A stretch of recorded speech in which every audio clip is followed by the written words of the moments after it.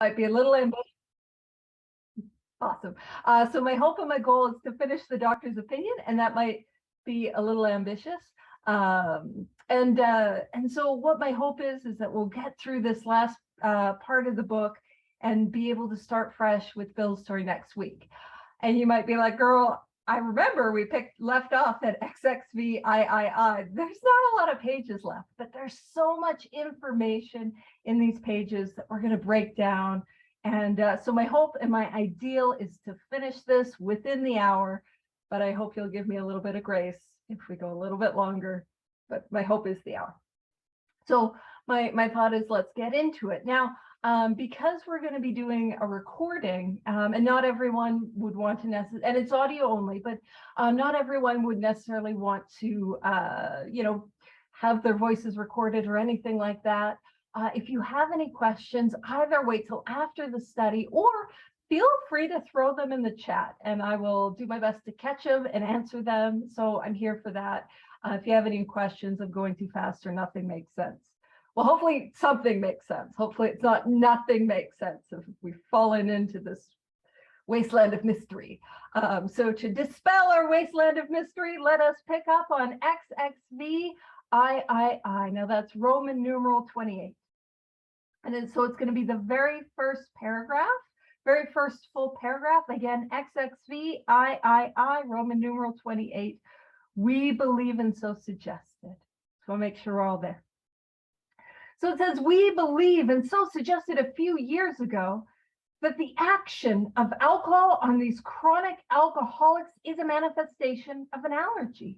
And what it's referencing is this article that was written in like 1937 in the medical journal called Lancet. It's this medical journal, and that was some of the early ideas where like alcoholism is a disease and alcoholism is an illness was kind of put forward to at least doctors, maybe not the whole, not too many people are casually reading medical journals.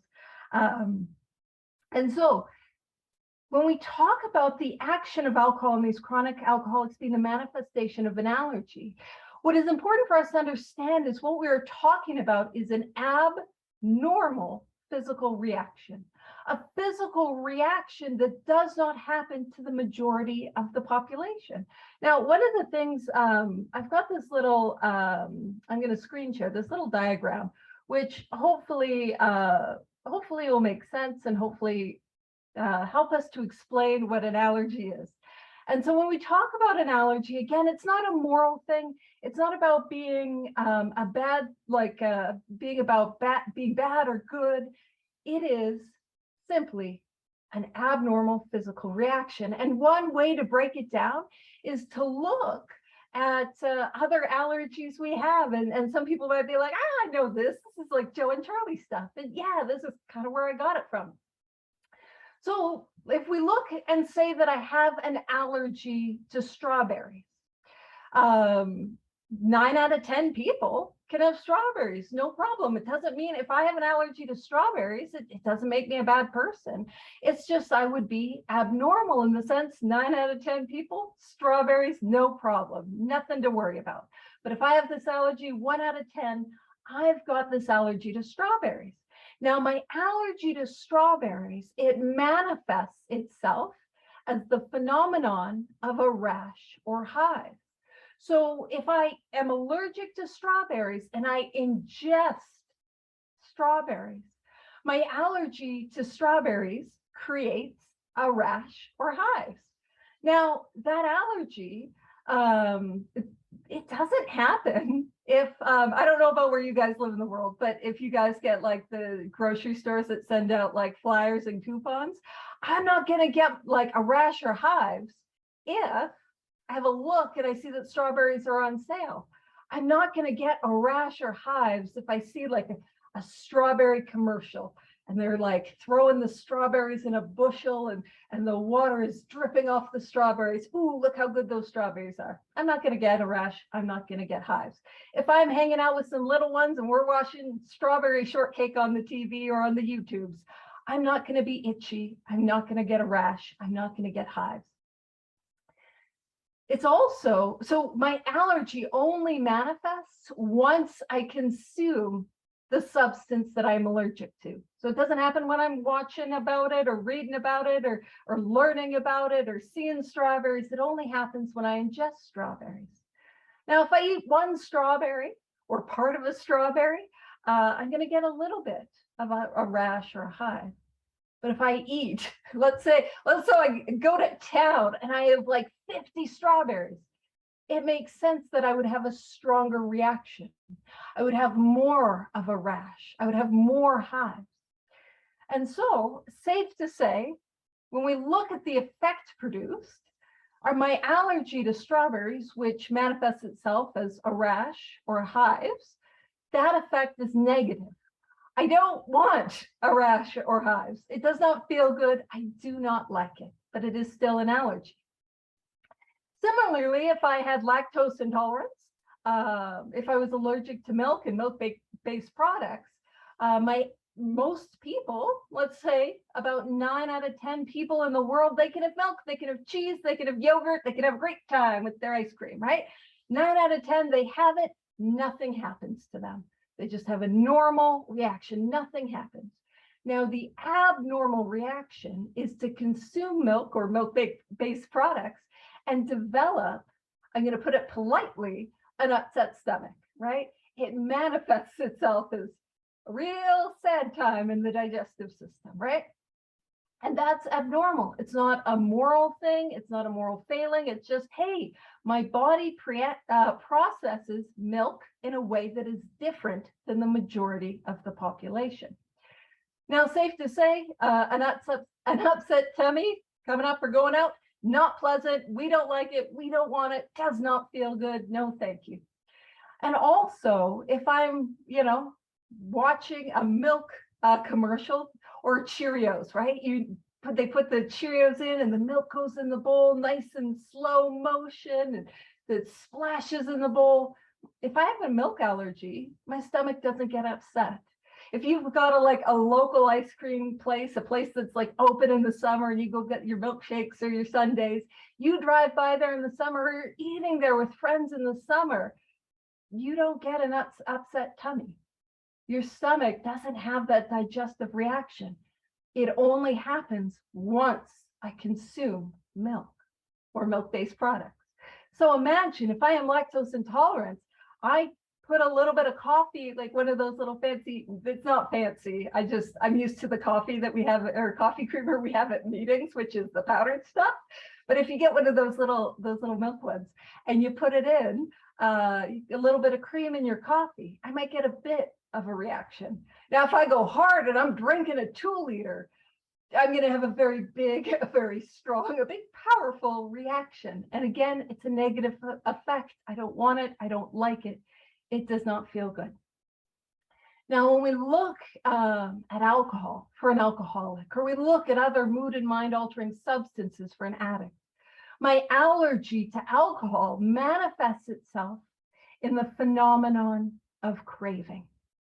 And what that looks like is it looks like more. I want more. Now, this physical allergy, just like with strawberries and milk, it doesn't happen. Where I live in the world, we have this thing called the Stampede, and it's 2 weeks of drunken cowboys. And so it's a big drink fest. So just because it's Stampede week, that doesn't trigger the allergy.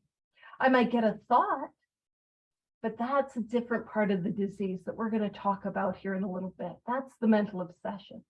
If I'm watching the Super Bowl, or we're in Canada right now, so coming up to Grey Cup season sports, those football commercials, right, where you get the beer poured into the glass in a perfect way, the perfect foam. There's the drop of sweat coming down on the glass. Ooh, it's beautiful. It's wonderful. That doesn't trigger the allergy. The physical allergy to alcohol is only triggered once I consume alcohol. And so what is different is that my allergy to alcohol, it manifests itself in the phenomenon of craving, which is to say that I crave more alcohol. I need more alcohol. And it's one of those things that if you have the physical allergy, it just clicks and makes so much sense right away. That thing that happened in me that once I take a drink that says I need another, and then I need another, and then I need another. And at the end of the night, end of the run, end of the spree, I come to, and it's like I need that next drink far more than I needed that first. I'm the sort of alcoholic, I don't know where your liquor stores close, but I'm the sort of alcoholic that is at the liquor store 10 minutes till 2 a.m. That's where they close where I live, right? And I need that next drink far more than I needed that last. And I have that propensity for over drinking.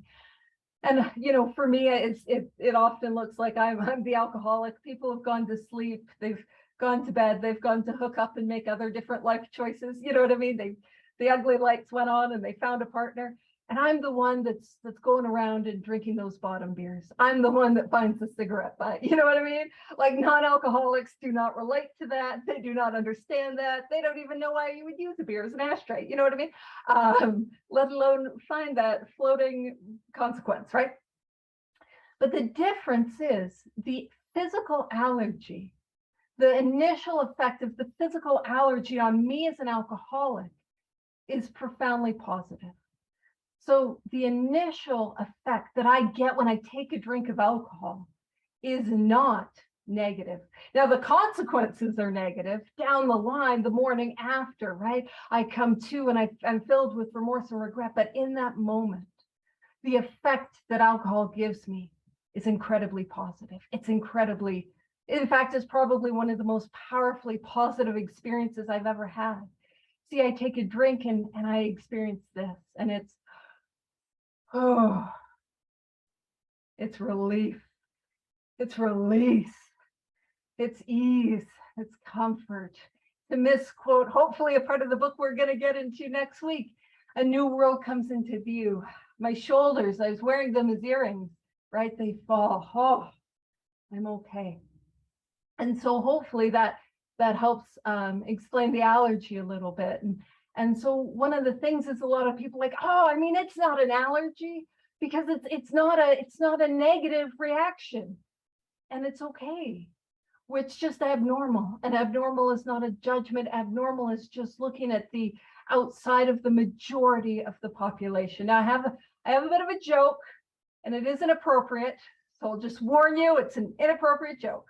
Let's say I had a seafood allergy. So 90% of the people in the world can eat seafood, no problem. They eat seafood, does nothing to them. I can have seafood, I can have sushi, I can have fish, doesn't do anything for me, doesn't do anything to me, nothing happens. Bear with me, this is a little inappropriate. But if, let's say by chance, my seafood allergy manifested itself as an orgasm, that might be a little abnormal, right? Yeah, just a little bit abnormal. Is it also safe to say, is possibly, you might have a hard time keeping me out of the Red Lobster? And so that's my inappropriate joke, and we'll get back on track. But that's kind of what we're talking about. Most people trip over the allergy because we're like, it's not negative. It doesn't feel bad. I don't get a rash. And of course, there's the old joke that, hey, I do break out in cuffs, or I break out in spots, like different towns or different places or different people's beds. But that initial reaction is incredibly positive. And so, but it's still abnormal. See, I have friends and I have people in my life who are non-alcoholics, and they don't have an allergic reaction. They take a drink, and I don't really know what happens because they don't change. Nothing happens. They don't need more. They have one or two with their meal. I don't know what that's about. Like, I don't know why you would eat if you're going to drink. That's just more money, right? More to come up later during our spiritual prayer position that for me happens around 1 a.m. I'm where I'm praying to the porcelain gods. Yeah, that's just how I drink. And they don't have that effect. And so that's really what we're talking about with the physical allergy. So hopefully that fit and made sense for some people. And so it says, so just to kind of reiterate back to XXVIII, we believe and so suggested that the action of alcohol on these chronic alcoholics is the manifestation of an allergy, that the phenomenon of craving, that this thing inside me that tells me I need more, is limited to this class and never occurs in the average temperate drinker. Now, there are times that average temperate drinkers might decide to go out and get drunk. They might go out and want to sell Halloween. That's coming up, right? They might want to go out and get a little like wasty on Halloween, but they don't know what it's like to take that drink and then have that drink take them, where they need another and they need another. And there's something that I found, my experience was that there was nothing which came as important to me as having that next drink. Nothing was as important as that next drink. And that was just my experience. So it never happens to non-alcoholics. And it says these allergic types can never safely use alcohol in any form at all. And once having formed the habit and found they cannot break it, once having lost their self-confidence, their reliance upon things human, their problems pile up on them and become astonishingly difficult to solve. Was that my experience, or is that my experience? The consequences that happened from the inability to control the amount that I took. These problems were piling up on me, and there was and I couldn't seem to find a human power in which to solve them. And so it goes on to say, frothy emotional appeal seldom suffices. Welcome. So frothy means like foam. It doesn't carry weight or depth. And emotional appeal is to appeal to my feelings, to appeal to my heart. And when it says seldom suffices, it means it doesn't work. It rarely works. And what does frothy emotional appeal look like? I can explain it for you from my own experience. For me, frothy emotional appeal means, Paige, why do you keep drinking this way? Paige, why do you keep hurting us with your drinking? Why have you done this? You said you wouldn't do this to me. Frothy emotional appeal is, if you loved me, you'd stop. And it seldom suffices. And what that means is it doesn't work. And I don't know about you. I'm going to go out on a limb. And I'm going to say none of us in the Zoom room today are sociopaths. And actually, we're going to have a fun little psychopath tangent if we make it to that part of the book. We're going to see what that word originally meant, but we're not sociopaths. And what that means is I wanted it to work. I did not want to hurt the people I love. I did not want to disappoint them again. I did not want to break their heart one more time. I did not want to lose those relationships. I did not want to be the person I was becoming. And I had no power in and of myself to stop it. Is that my experience? That frothy emotional appeal didn't work for me, and that I wanted it to. And it says the message which can interest and hold these alcoholic people must have depth and weight. In nearly all cases, their ideals must be grounded in a power greater than themselves if they are to recreate their lives. And what is a message of depth and weight? Well, what I found when I got here, a message with depth and weight, was I've been there. Paige, I drank the way that you drank. I felt the way that you felt, and I went through what you went through. That was a message of depth and weight. And deeper than that is I have found a way out. I have recovered from that seemingly hopeless state of mind and body. That was a message of depth and weight. And it says in nearly all cases, they're ideals. So the depth of who I am must be grounded in what? Grounded in a power greater than myself, if I am to recreate my life. And so like what we're talking about the last few weeks was problem, solution, and program of action. My problem is, as an alcoholic, is that I have a physical allergy, that once I take any alcohol in any form, whatever, something inside of me kicks off and tells me I need more. And I have this mental obsession, this insane thought that I have when I am as sober as I am today that tells me this time will be different. Nobody will ever know. I can take that drink. I have a solution, and the solution that we have in Alcoholics Anonymous is a spiritual awakening, is a spiritual experience. And the way in which I get from that hopelessness of my problem to the hope of that solution is the 12 steps. So it's talking about, in that sentence, our solution. that profound spiritual experience that provides that change in me. And it goes on to say, if any feel a psychiatrist directing a hospital for alcoholics, we appear somewhat sentimental. Let them stand with us while on the firing line. See the tragedies, the despairing wives, the little children. Let the solving of these problems become a part of their daily work and even of their sleeping moments. And the most cynical will not wonder that we have accepted and encouraged this movement. We feel after many years' experience that we have found nothing which has contributed more to the rehabilitation of these men than the altruistic movement now growing up among them.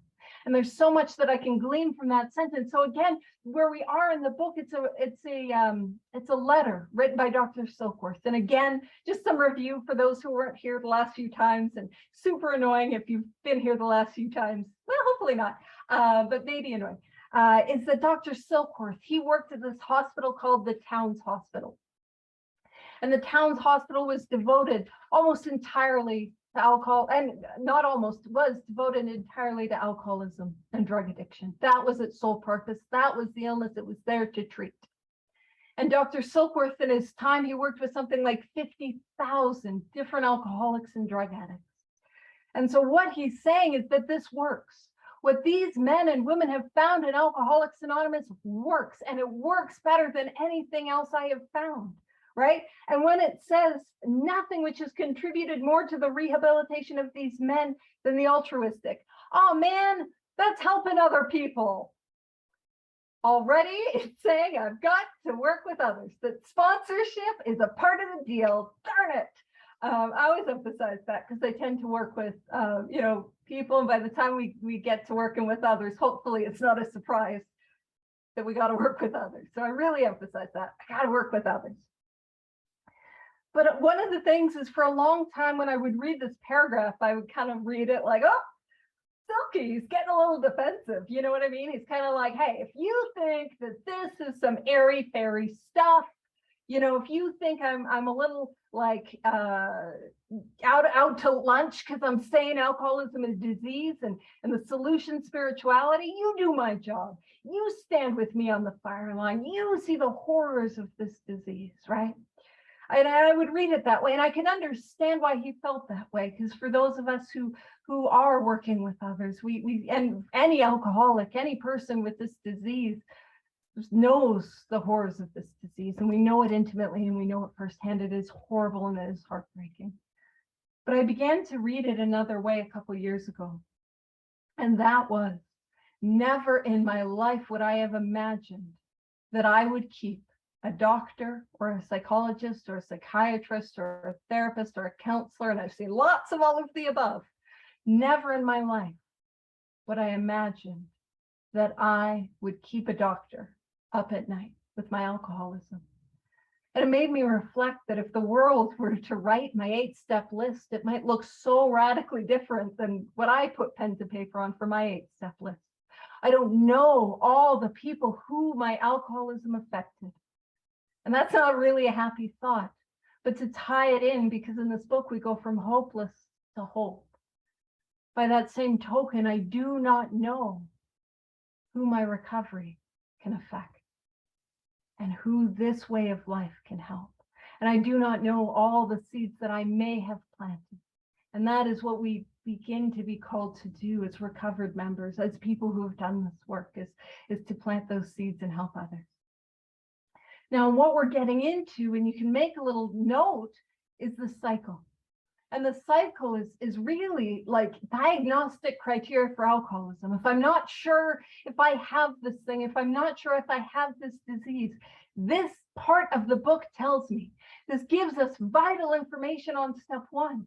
And it starts with men and women drink. Feel free to write in your book, if you're writing in your book, cross out men and women and write alcoholics.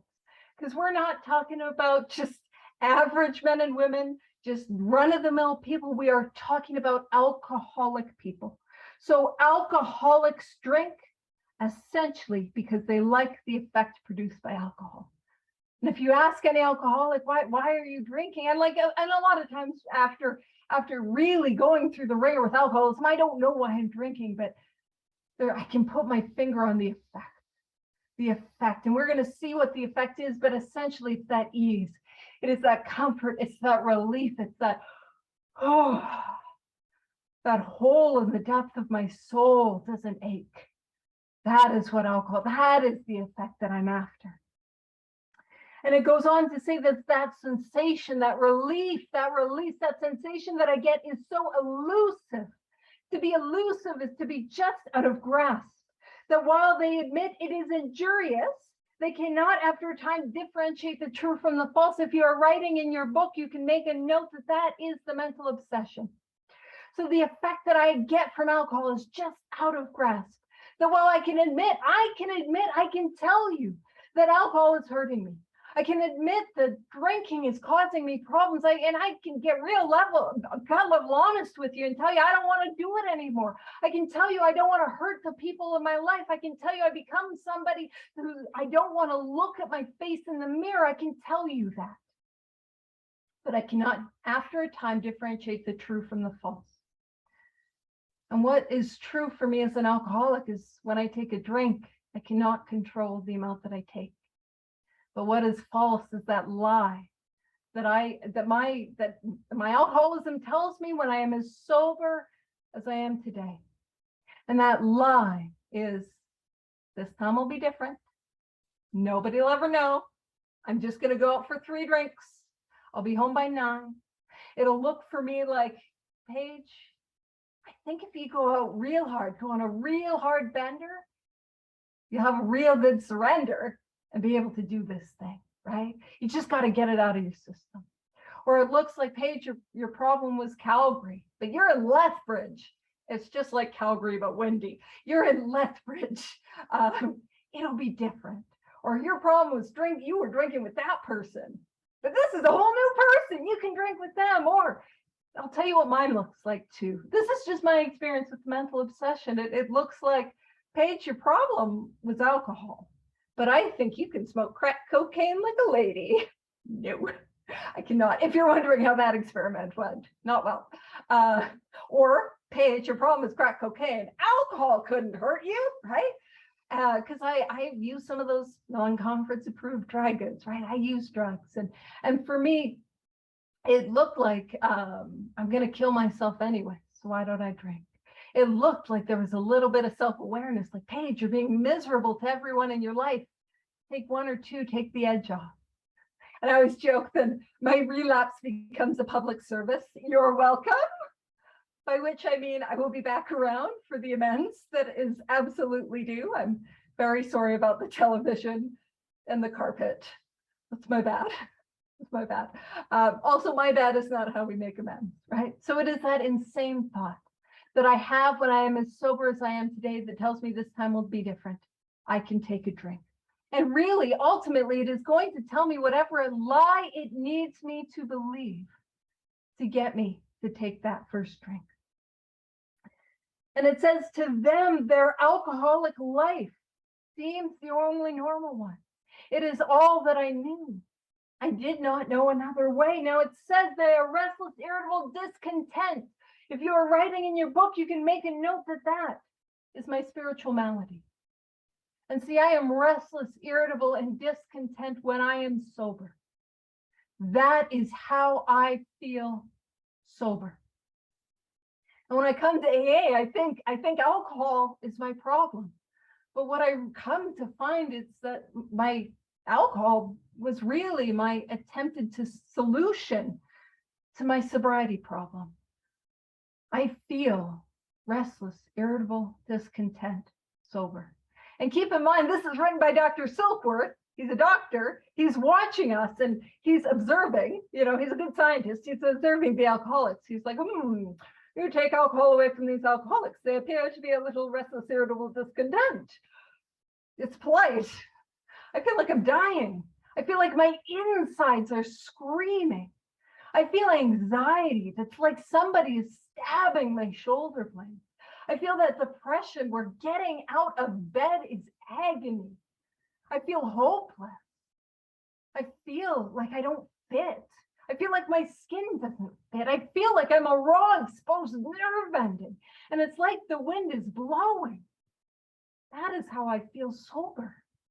I feel hopeless. I feel suicidal. I don't feel okay. And it's all I've ever known. And it says, so I am restless, irritable, discontent. Again, that is how I feel in sobriety. Unless they can again experience a sense of ease and comfort. That's what I'm after. That is what I'm after, that ease, that comfort, which comes at once, by taking a few drinks, right? Drinks, which they see others taking with impunity. That's those normal jerks that'll go out for a beer or two at lunch. And then they'll go back to work and finish their shift, right? I like to make the joke, they're the ones that are like, honey, I'm gonna go out for a few drinks with the pals, with the bros. I'll be home by 9. And then they're home by 9. You know what I mean? Like, they take a drink and nothing happens to them, nothing happens for them, nothing happens through them, right? And that's not my experience. So they take a drink and it doesn't happen to them. And it says, after they have succumbed to the desire again, which is to take that first drink, as so many do, and the phenomenon of craving develops. Now, that is my physical allergy. So if you're writing in your book, you can make a note that that's the allergy. That is the phenomenon of craving. That is that thing inside of me. I take a drink and I need more. And then I need more. And then I take another drink and I need more. And then the more I drink, the more I need more. I was one of those alcoholics. I don't know if anyone else did this, but this is just me, where I try to save some for the morning. That did not happen unless I did an accidental, really good job of hiding it on myself, in which case I couldn't find it in the morning anyways. That's just my experience, right? So, and the phenomenon of craving develops. So I need more. And they pass through the well-known stages of a spree. A spree is a fun way of describing it. Spree. But a spree is any length of time that I'm drinking. So a spree could be anything from an afternoon to several years, right? Any length of time where I'm drinking, days, weeks, months, any length of time. And what happens is the spree is inevitably arrested. The spree comes to a stop. I always like to make the joke, the spree sometimes gets arrested, sometimes because I have been arrested. And if you're a law-abiding alcoholic, that's fine. You don't have to relate. I'm just saying, sometimes that's what happened. And I come to, and I emerge with that sense, and it says emerging remorseful. And I come to that remorse, that regret, that I am a piece of garbage. I'm the biggest loser. I hate myself. I don't want to be here. How could I have done this again? Right? I come to and I feel like the biggest piece of garbage, and a lot of language that I'm not going to use. Right? And that drives me to that. It says, with a firm resolution not to drink again. That's swearing off, me saying, that's it. I'm never going to do this again. Now, early on in my drinking career, now, if you have a drinking career, I'm just going to point out, only alcoholics would call it a career. Put a lot of effort into that, right? It's a career. But early on in my drinking career, it wasn't that I'm never going to drink again. Sometimes it was those swearing off those consequences, right? I'm not going to drink and drive again. Or I'm not going to drink and do that again. Or I'm swearing off, it's not never tequila. I'm never going to drink tequila again. Or I'm swearing off the person. I'm not going to drink with that person. Or Lethbridge is my problem. Just windy Calgary. Lethbridge is my problem. I'm never going to drink there, right? Or I'm going to stay sober for court. Or I'm going to stay sober for the wedding. Or I'm going to stay sober for the family trip, reunion, anniversary. I'm going to stay sober. But at some point we reach that swearing off. That's it. I'm never going to drink again. And it doesn't have any effect. And that's kind of one of the biggest hallmarks of alcoholism in my life is I say, I'm not going to drink again. And every time I said it, I meant it. I meant it with the depth of who I was. I meant I would never drink again. And no matter how much I needed to, no matter how much I wanted to, on my own power, I could not stay sober. And so it says this is repeated over and over. And unless this person can experience, and if you're writing in your book, it says entire psychic change, you can make a note that that means spiritual awakening. That is our solution. And unless this person can experience an entire psychic change, there's very little hope of his recovery. What it's saying is that this is hopeless. Now, when it says this is repeated over and over, what this tells me is that this is a cycle.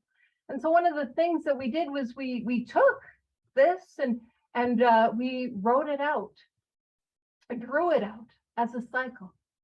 And one of the most powerful things that I can do to help myself determine whether or not I am an alcoholic is to come up with examples from my own life of this cycle. To come up with a time where I said, that's it, that firm resolution, I'm never going to drink again. Or maybe it was a softer, I'm not going to drink with her again, or I'm not going to drink and drive again, or I'm going to stay sober for this class, for this course, right? A time, because that's a definite time in history. And I said, that's it, I'm never going to drink again. And what I'm left with is sobriety. What I'm left with is the pain of abstinence, that spiritual malady, that restless, irritable discontent, that loneliness, that ache in the depth of my soul, that inability to sit and be okay in my own skin.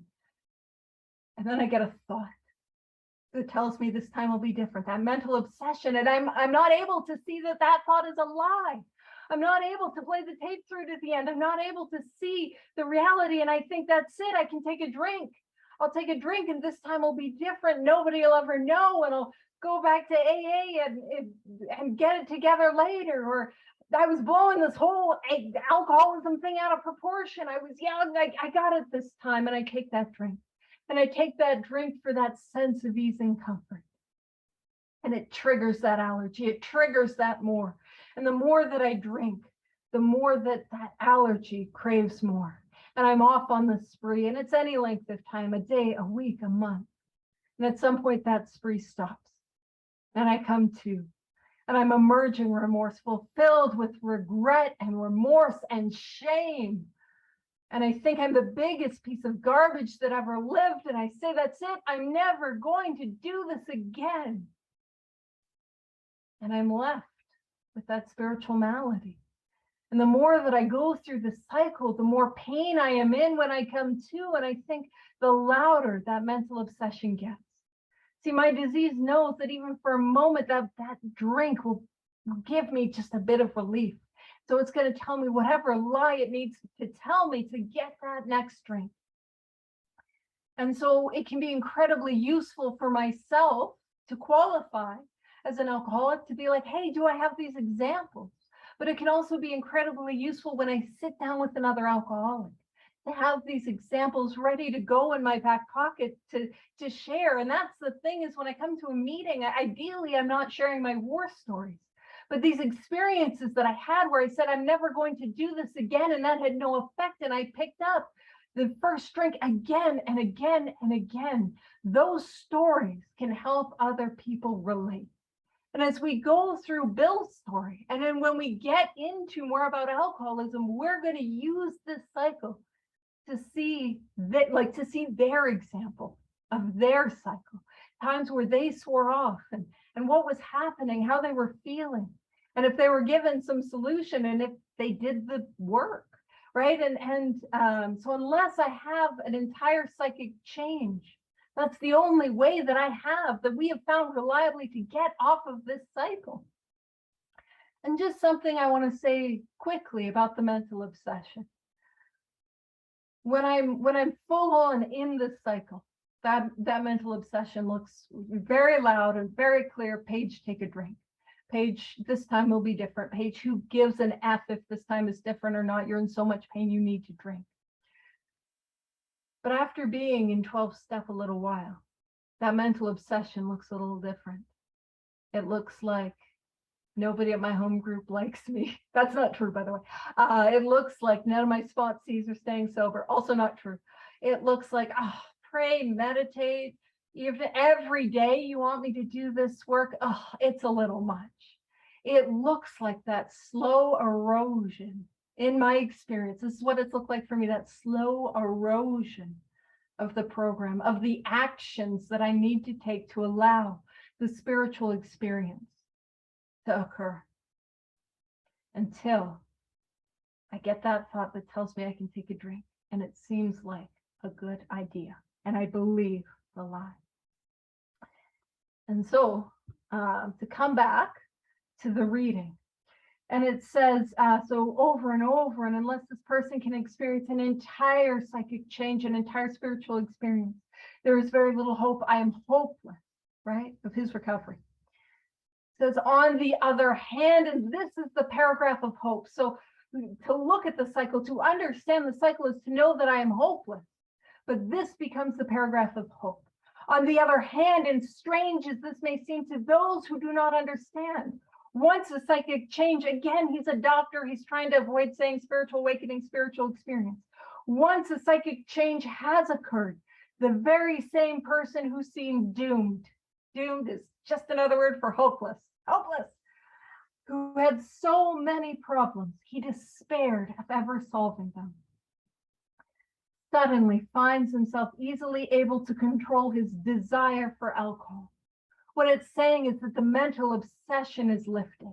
That is the result of a spiritual experience. The only effort necessary, oh man, there is effort required, darn it. The only effort necessary being that required to follow a few simple rules. Feel free to make a note that those few simple rules are just simply the 12 steps. Again, the 12 steps are the actions that take me off of that cycle, out of that place of hopelessness, to a place of spiritual experience, to a place of spiritual awakening, where I no longer have that insane thought that tells me I can drink again. And one of the things that I love is when we're almost directly across the page, back on XXVIII, it talks about how these allergic types can never safely use alcohol in any form at all. Once having formed the habit and found they cannot break it, once having lost their self-confidence, their reliance upon things human, their problems pile up on them and become astonishingly difficult to solve. So on the left-hand side of the page, I'm overwhelmed by the problems that have occurred as the result of my physical allergy and as the result of my inability to not take that first drink. And I see the hope almost directly across the page. That same person who seemed doomed, who had so many problems, suddenly I am easily able to control my desire for alcohol. The mental obsession has lifted. So going down, it says, men have cried out to me in sincere and despairing appeal. Doctor, I cannot go on like this. I have everything to live for. I must stop, but I cannot. You must help me. And that is a beautiful description of hopelessness. Has that been my experience, where I don't want to do this anymore and I take that first drink anyway? Faced with this problem, if a doctor is honest with himself, he must sometimes feel his own inadequacy. And there's times as a sponsor, I feel my own inadequacy, right? And I'm saying that as an alcoholic, as I also happen to be an addict, as somebody who has firsthand experience with this disease, this program of action and this solution. And I've still felt this way. Although he gives all that it is in him, it is often not enough. One feels that something more than human power is needed to produce the essential psychic change. I need the power of capital P power of a God of my own understanding that I don't have to understand or even super believe in to create that spiritual experience. And like we were just reading, my reliance upon things human. In nearly all cases, their ideals must be grounded in a power greater than themselves. I need to access power because I am one without power. And so this is me being like, oh, Silkworth, I think he's getting a little defensive again. He's like, though the aggregate of recoveries resulting from psychiatric effort is considerable, he's like, hey, we are doing some good stuff. Here are psychiatrists and doctors working at the town's hospital and it's a medical. We're helping a bit. That's what I visualize him saying. He says, we physicians must admit we have made little impression upon the problem as a whole. Many types do not respond to the ordinary psychological approach. And I can ask myself, see, when I got here, I had not tried everything, but everything I had tried failed. Have I tried many avenues of the ordinary psychological approach? There's nothing wrong with detoxes or treatment centers or psychologists or psychiatrists or doctors or therapists or counselors. They're wonderful things, but as an alcoholic, as an addict, did I try them? And did they not work?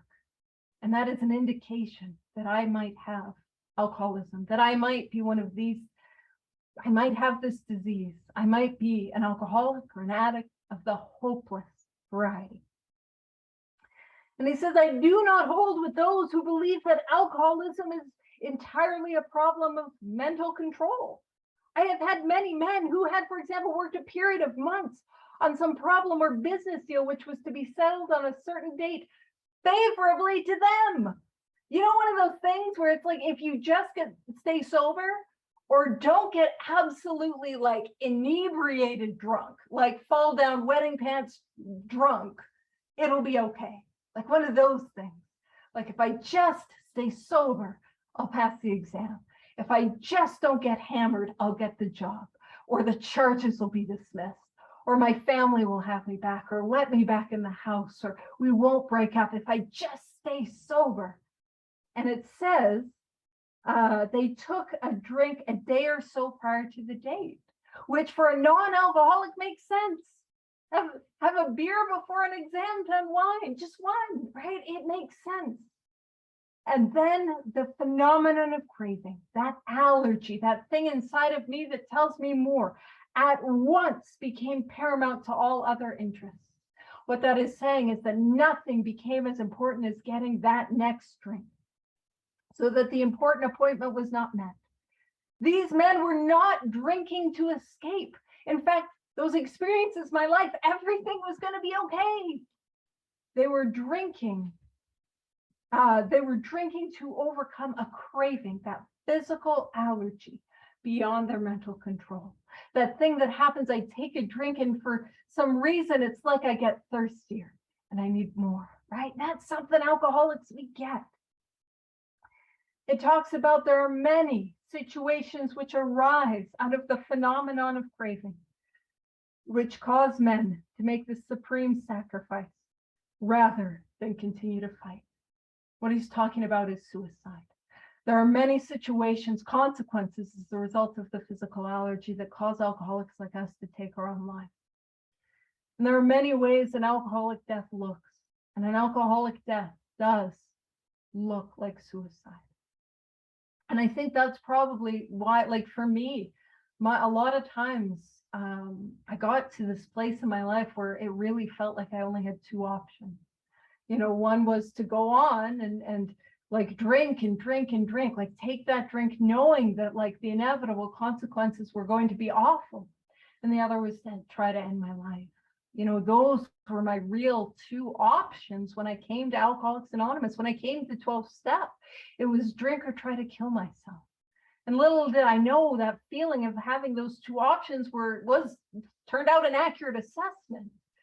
And it allowed me to have the hopelessness to surrender to this work, to these 12 steps, to this way of life. And so now Dr. Silkworth, he's going to get into this classifying alcoholics, right? And when we work with people, and like when we read it, we're like, oh, which one am I? And it's an interesting thing because I actually find the classification of alcoholics or drinkers in the chapter 2 Wives far more useful than this classification. But I'll break it down and I'll explain it. And then Dr. Silkworth will be like, and here's why none of these types even matter. So the classification of alcoholics seems most difficult and in much detail is outside of the scope of this book, but we're going to do it anyways. So this is number 1. So if you're writing in a book, you can make a little note, type 1 or alcoholic 1. There are, of course, the psychopaths. Hold on a second with that word. We're going to come to that. Who are emotionally unstable. We are all familiar with this type. They're always going on the wagon for keeps. They are over remorseful and make many resolutions, but never decisions. So let's take psychopath and just put it on the shelf for a moment. And leaving that word aside, did I come to and say, that's it, I'm not going to drink again? Was I the alcoholic who made many resolutions? Oh, I'm going to quit by New Year's, or I'm going to quit by this date, or no, this time I'm really going to try harder. No, I'm going to go to the gym. I'm going to try to get in shape, and I won't drink. Or did I have all these resolutions and not be able to follow them up with action? Was that me? Right? That's what he's talking about. And so psychopath in the 1930s didn't mean what it means today. And I have a lot of like old books from my grandmother and my grandfather. And it was literally just a couple days ago. I'm like, oh, I should see if they have a dictionary. And not only did I find a dictionary, I also found a pocket dictionary. And the medical dictionary is from 1934, and the dictionary is from 1935. And so if you're wondering if I'm the type of person who will read the dictionary for fun, you betcha, and I did. And so in those dictionaries, the word, so in the just the regular dictionary in 1935, the word psychopathy, they didn't have psychopath, but psychopathy just meant a mental disease. So it didn't have the connotation of sociopath, serial killer, anything like that. It was just somebody who was mentally unwell. And looking at psychopath in the medical pocket dictionary, it was a person who was affected by psychoneurosis. And like, I don't know what that word means, so I looked it up. And it was just a functional disorder of the mind or nerves. So it was just somebody who was mentally, perhaps we would say, there are of course the alcoholics who have maybe some mental illness, who are always saying, I'm going to quit tomorrow. And alcoholism looks like a disease of, the mind. It is, right? So then type 2. There is a type of man who is unwilling to admit that he cannot take a drink. He plans various ways of drinking. He changes his brand or his environment. Have I been that type of drinker? Have I been, my problem is the hard liquor, I'll switch to the soft stuff. Or my problem is wine, but I think if I drink gin, I'll be able to control it. Or somebody like me, I switch from substance to substance to substance and in effect to control it. Was that me? Was that me trying to fight that I didn't have the allergy? Then number 3.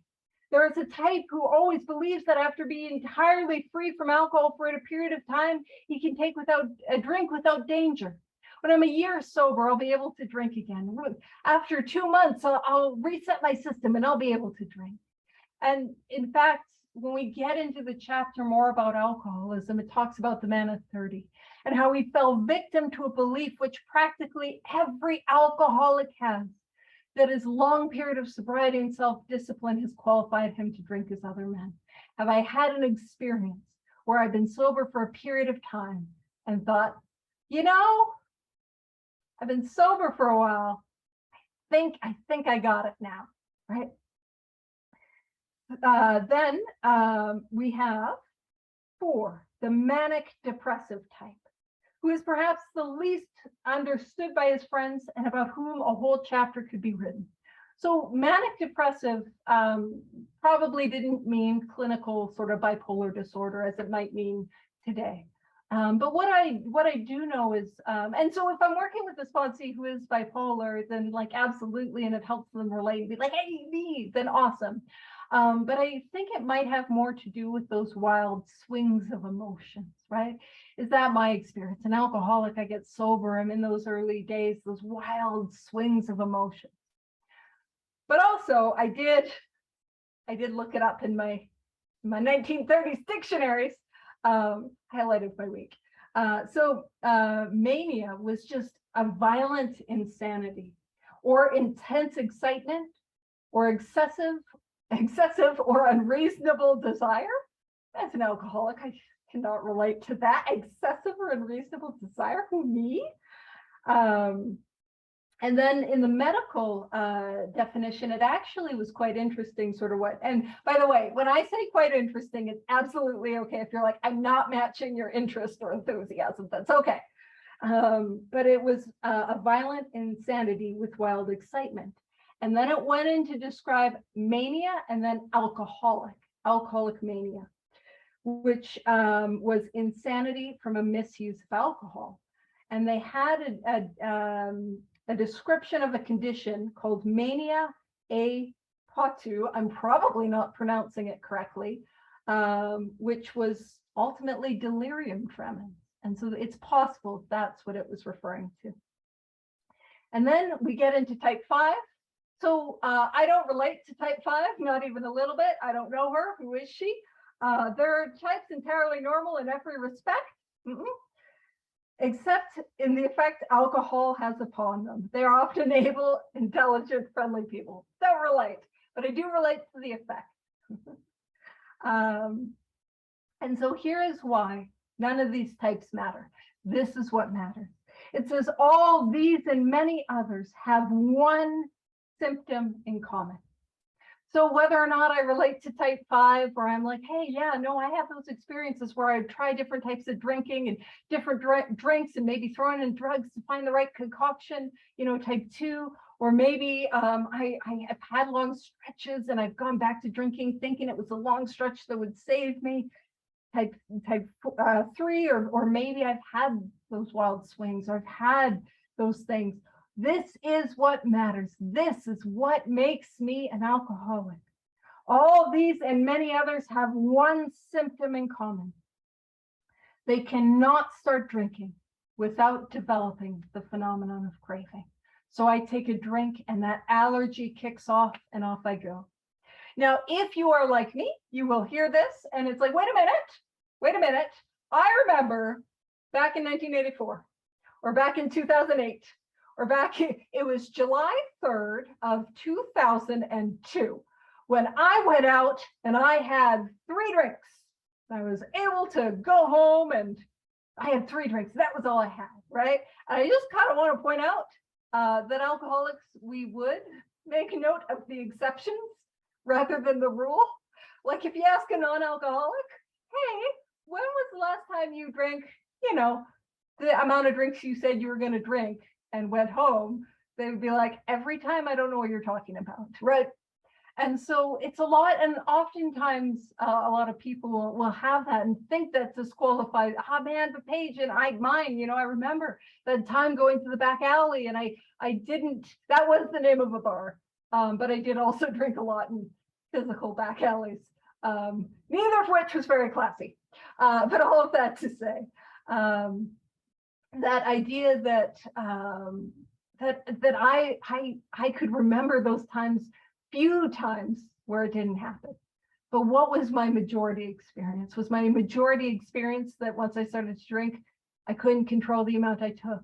And here is what happened for me as well. Every single time I went and drank, I shouldn't say every time, but there were many times, most times, where I was like, I'm not going to get pissed my pants drunk. I'm not going to drink in that way. I'm not going to get hammered. And whether I did or not, I had no say over. It was alcoholism, that allergy that took it. And it's a little like playing Russian roulette.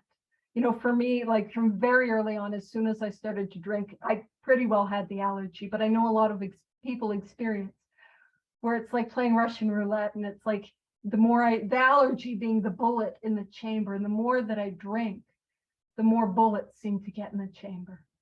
And the more that I drink, the more I trigger that allergy and I set off that allergy. And by the end, it's just all allergy. But for those who are like, wait a minute, I remember a mild February back in 97 where I drank like a lady. I just wanted to address that. So this phenomenon, as we have suggested, may be the manifestation of an allergy, which differentiates these people and sets them apart as a distinct entity. On a physiological level, the way in which I process alcohol is different than non-alcoholics. It has never been, by any treatment with which we are familiar, permanently eradicated. And that is as true in the 1930s as it is today. We don't have a way to to get rid of the allergy. And it says the only relief we have to suggest is entire abstinence.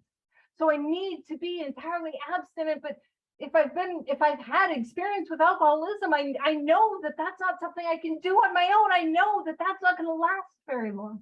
And it goes on to say this immediately precipitates us, and that's doctors in the medical field, into a seething cauldron of debate. Much has been written pro and con, but among physicians, the general opinion seems to be that most chronic alcoholics are doomed. Most alcoholics are hopeless. That's what it's saying. And so we start with hopeless, and at the top of the page, we have hope. And I know I'm a little over, but I figure we'll finish the chapter because it's only like just over a page. We can do it. So what is the solution? Here's the hope. There is a solution. Perhaps I can best answer this by relating about one of my experiences. So this first story is a gentleman by the name of Hank. His name is Hank Parkhurst, Parkhurst. And he is the gentleman who actually wrote the chapter to employers. So if you're wondering, hey, where can I read more about Hank? He wrote to employers. And so about 1 year prior to this experience, a man, it was Hank, was brought in to be treated for chronic alcoholism. He had but partially recovered from a gastric hemorrhage. It seemed to be a case of pathological mental deterioration. What that means is he had dranken himself into a state where he was bleeding internally, had sought treatment for it, drank again, and like reopened his internal gastric bleeding. And it was like when it says it seemed to be a case of pathological mental deterioration, he was starting to really lose it. He had lost everything worthwhile in life and was only living, one might say, to drink. Have I felt that way? He frankly admitted and believed for him there was no hope. Following the elimination of alcohol, there was found to be no, and so what I want to point out when it says he frankly admitted and believed for him there was no hope, he believed that he was hopeless. He was able to see that he was hopeless, that hopeless that lets us grab on to the hope. Following the elimination of alcohol, so he's detox, there was found to be no permanent brain injury. He accepted the plan outlined in this book. What that means is he worked the steps. So if you're writing, you can write, he worked the steps. 1 year later, he called to see me. And this is what a spiritual awakening, this is what a spiritual experience looks like to those around us. So he goes from hopeless, frankly, admitted and believed for him there was no hope, accepted the plan outlined in the book, worked the steps. And as a result, 1 year later, he called to see me. And I experienced a very strange sensation. I knew the man by name and partially recognized his features, but their all resemblance ended. From a trembling, despairing, nervous wreck had emerged a man brimming over with self-reliance and contentment. I talked with him for some time, but was not able to feel that I had known him before. To me, he was a stranger, and so he left me. A long time has passed with no return to alcohol. So this guy, Hank, he shows up, he's this trembling, despairing, nervous wreck, and in a year, he is so dramatically changed at the core of who he is. The Dr. Silkworth is saying, I know this guy, but this is not the same man. I see his face and I recognize his features, but who he is completely different. Now, one more example, he says, when I need a mental uplift, I often think of another case brought in by a physician prominent in New York, and this is Fitz, F-I-T-Z-M-A-Y-O, and his story is in the book, Our Southern Friend. The patient had made his own diagnosis and deciding his situation hopeless. There it is again, hopeless. He had hid it in a deserted barn, determined to die. Now, if you're wondering, or if you're wanting to read more about it, that's on page 213 of your book. And you know, I had an experience like that, and Fitz was one of the first people in the book that I related to, where it wasn't a barn. I was behind a dumpster in the middle of winter, and I had a Fitz Mayo.